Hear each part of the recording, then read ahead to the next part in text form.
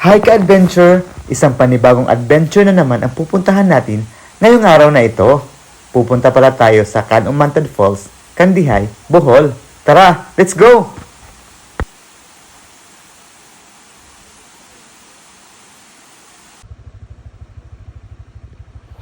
Mula dito ka-adventure, bumubungad na sa atin ang ganda ng talon.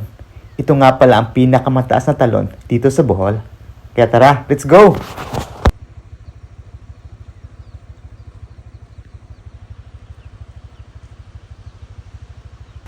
Andito na tayo sa entrance ka-adventure. 60 pesos in total nga pala ang ating mababayaran. 30 pesos yung entrance fee at 30 naman sa ecological fee. Kaya napakamura na, pero napakaganda ng tanawin ang ating mapupuntahan. Kaya tara, let's go! Kaway-kaway.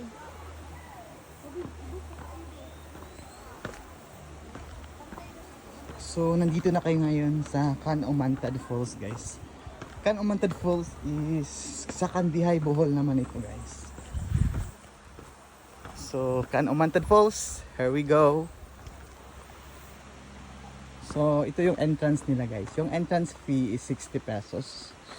So, sa 60 pesos na yan, makakapasok na tayo. So, namili lang kami ng konting snacks kasi kumain na rin naman kami dun sa Alicia Panoramic Park. So, heto na siya, guys.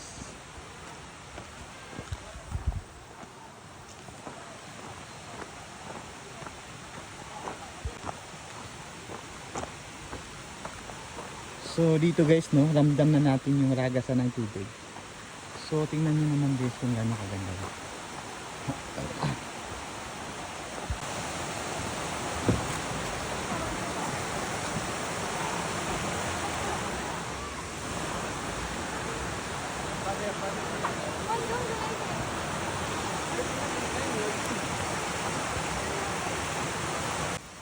So mula sa entrance guys, konting baba lang at doon na agad yung falls. So konting lakaran lang guys ang kailangan. Sa mga matatanda naman, okay lang naman siya guys. Kasi okay naman yung daan niya. O, di ba? So tara, let's go!